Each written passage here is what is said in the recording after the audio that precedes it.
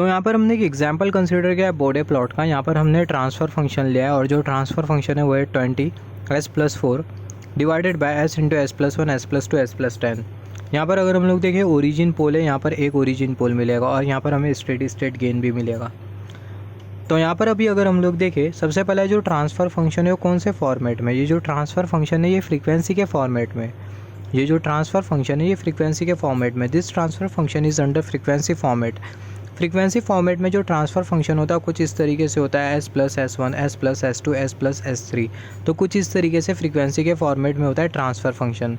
अगर हम लोग टाइम कांस्टेंट के फॉर्मेट में अगर कंसीडर करें तो टाइम कांस्टेंट के फॉर्मेट में जो ट्रांसफ़र फंक्शन होता है वो कुछ इस तरीके से होता है 1+s टाउ।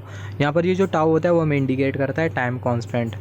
तो यहाँ पर अभी अगर हम लोग देखें ट्रांसफ़र फंक्शन में सबसे पहले जो s होगा वो हमें इंडिकेट करेगा ओरिजिन पोल, और यहाँ पर अभी अगर हम लोग कंसिडर करें जो s होगा वो हमें इंडिकेट करेगा ओरिजिन पोल।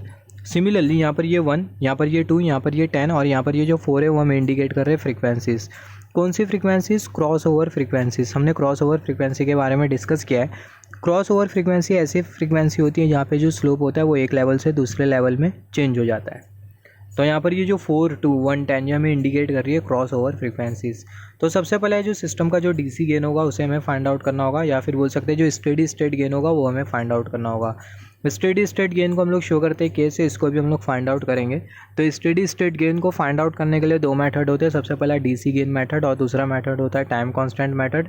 अगर टाइम कांस्टेंट मेथड अगर हम लोग कंसिडर करते बैठे तो प्रोसीजर जो थोड़ी होगी वो थोड़ी लंबी हो जाएंगी, मतलब प्रोसीजर थोड़ी लंबी हो जाएंगी। अगर हम लोग टाइम कांस्टेंट कंसीडर करें तो हम लोग सिंपली डीसी गेन कंसीडर करते हुए जो स्टेडी स्टेट गेन होगा उसको हम लोग ऑब्टेन करेंगे। तो जो स्टेडी स्टेट गेन होता है उसको हम लोग शो करते हैं के से, और जो डीसी गेन है उसको हम लोग कंसीडर करेंगे लिमिट s टेंस टू 0 और यहाँ पर हम लोग लिमिट s टेंस टू 0 हम लोग काय के लिए कंसीडर कर रहे हैं, क्योंकि अगर हम लोग देखें यहाँ पर हमें मिल रहा है ओरिजिन पोल, यहाँ पर हमें ओरिजिन पोल मिल रहा है, ये ओरिजिन पोल को हमें हटाना है। तो इसलिए हमने कंसीडर किया s टेंस टू 0 और यहाँ पर s origin pole into 20s+4 divided by s+1 s+2 और यहाँ पर ये s+10। अभी होगा क्या, यहाँ पर अगर हम लोग देखें जो पूरा जो टर्म होगा लिमिट s टेंस टू 0 और यहाँ पर ये s, इसको हम लोग हटा देंगे, जिसके वजह से यहाँ पर ये जो ओरिजिन पोल है वो हट जाएगा। तो हमें मिल जाएगा k = 20s+4 divided by s+1 s+2 s+10। अभी हम लोग क्या करेंगे, s के जगह पुट कर देंगे 0, तो हमें मिल जाएगा k = 20 × 4 डिवाइडेड बाय 1 × 2 × 10, तो हमें मिल जाएगा 80 डिवाइडेड बाय 20, तो हमें मिल जाएगा k की वैल्यू 4। तो यहाँ पर हमें k की वैल्यू मिल गई है 4, तो k की जो वैल्यू है 4 उसको हम लोग पुट करेंगे। यहाँ पर ये k हमें क्या इंडिकेट कर रहा है, k हमें इंडिकेट कर रहा है स्टेडी स्टेट गेन। इसका मतलब सिस्टम में स्टेडी स्टेट गेन है, मतलब जो प्लॉट होगा उसे हमें शिफ्ट करना होगा, और जो k की जो वैल्यू है वो हमें 4 दी गई है। तो ये जो 4 होगा उसको हम लोग पुट करेंगे 20 लॉग में, जिसके वजह से हमें शिफ्टिंग का मैग्नीट्यूड पता चल जाएगा। तो जैसे कि हमने डिस्कस किया था यहाँ पर ओरिजिन पोल का केस है, यहाँ पर ओरिजिन पोल का केस है, और हमने डिस्कस किया था अगर एक ओरिजिन पोल हमें मिलता है तो उस केस में जो स्लोप होगी वो होगी -20 dB पर डिकेट। दो ओरिजिन पोल अगर मिलता है तो उस केस में जो स्लोप होगी वो होगी -40 dB पर डिकेट। 3 ओरिजिन पोल मिलता है तो उस केस में जो स्लोप होगी वो होगी -60 dB पर डिकेट। इसके बारे में हमने डिस्कस किया है। ओरिजिन पोल का मतलब क्या होता है, पोल एट ओरिजिन, और जब भी हमें ओरिजिन पोल मिलता है तो उस केस में हमें मिलती है इनिशियल स्लोप।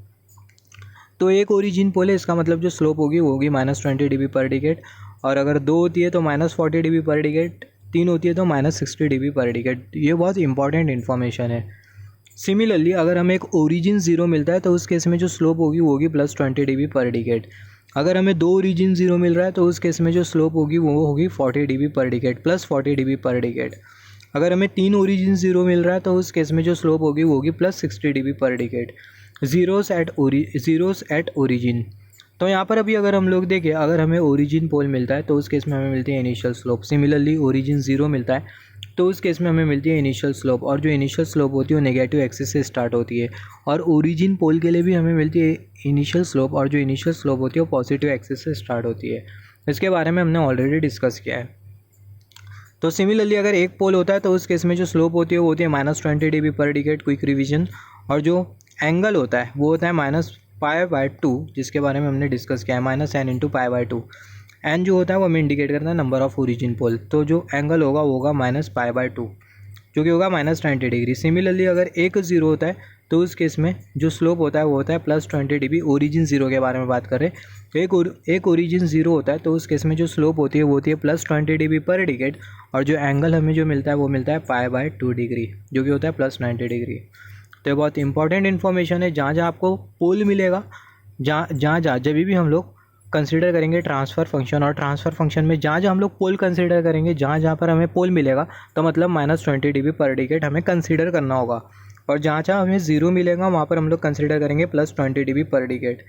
तो ये बहुत इंपॉर्टेंट है। यहाँ पर 2 पोल 3 पोल के बारे में तो हम लोग बाद में डिस्कस करेंगे, मगर ये जो फर्स्ट अगर एक पोल मिलता है तो उस केस में स्लोप -20 dB पर डिकेड होती है।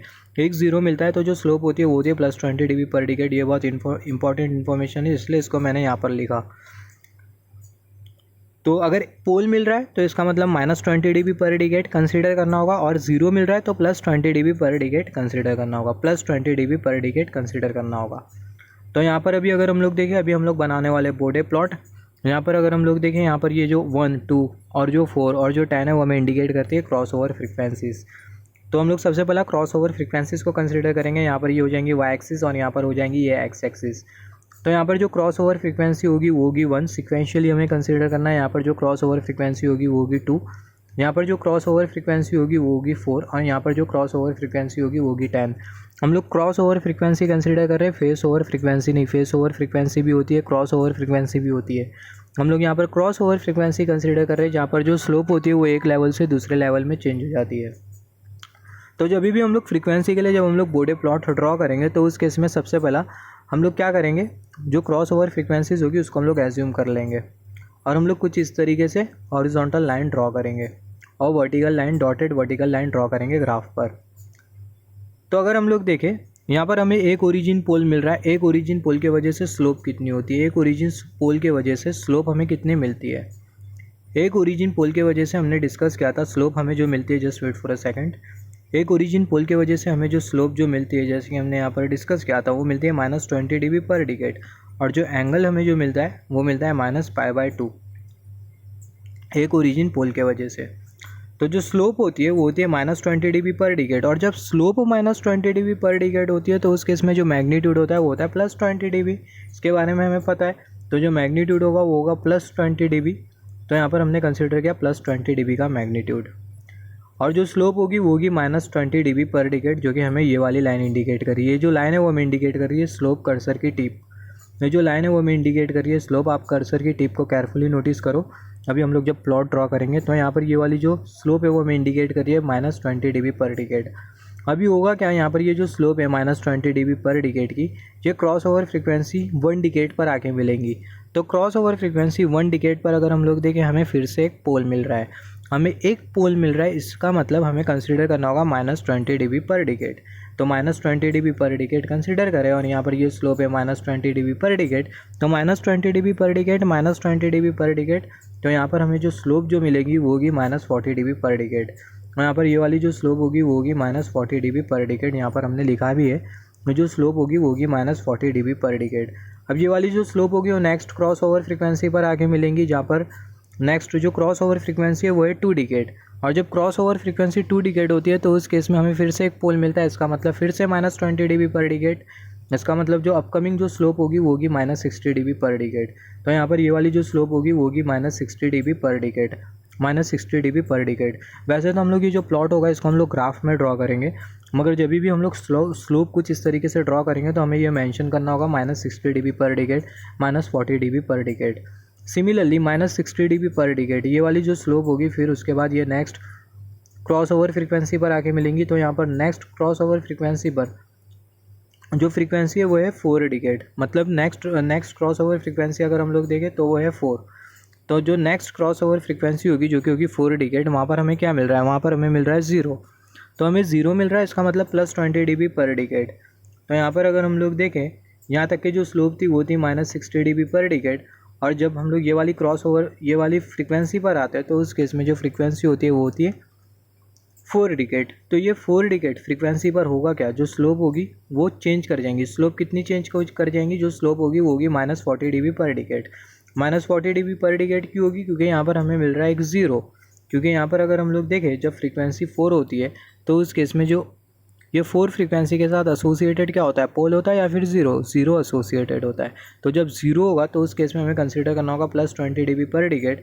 तो यहाँ पर ये वाली जो स्लोप होगी वो होगी -40 dB पर डिकेड। -60 dB पर डिकेड +20 dB पर डिकेड कितना मिलने वाला है, -40 dB पर डिकेड। तो ये वाली जो स्लोप होगी वो होगी -40 dB पर डिकेड। उसके बाद ये वाली जो स्लोप होगी वो नेक्स्ट क्रॉस ओवर फ्रीक्वेंसी पर आके मिलेंगी जो कि होगी 10 डिकेड। तो 10 डिकेड पर आपको मिलने वाला एक पोल, 10 डिकेड पर आपको मिलेगा पोल, फिर से वो जो स्लोप हो जाएंगी वो हो जाएंगी -60 dB पर डिकेड। तो ये वाली जो स्लोप होगी वो होगी -60 dB पर डिकेड, और ये जो स्लोप होगी वो इन्फिनिटी तक के जाएंगी। ये वाली स्लोप जो कि कर्सर की टिप इंडिकेट कर रही है, वो जो स्लोप होगी वो इन्फिनिटी तक के जाएंगी जब तक कि नेक्स्ट क्रॉस ओवर फ्रीक्वेंसी नहीं आ जाती तब तक, क्योंकि क्रॉस ओवर फ्रीक्वेंसी के बाद ही जो स्लोप होती है वो चेंज होती है। यहाँ पर अभी तक के अगर हम लोग देखें, अब तक के हमने डिस्कस किया है, बोडे प्लॉट के बहुत सारे कॉन्सेप्ट हमने डिस्कस किया है, मगर अब तक के जो स्टेबिलिटी उसको हमने डिफाइन नहीं किया है।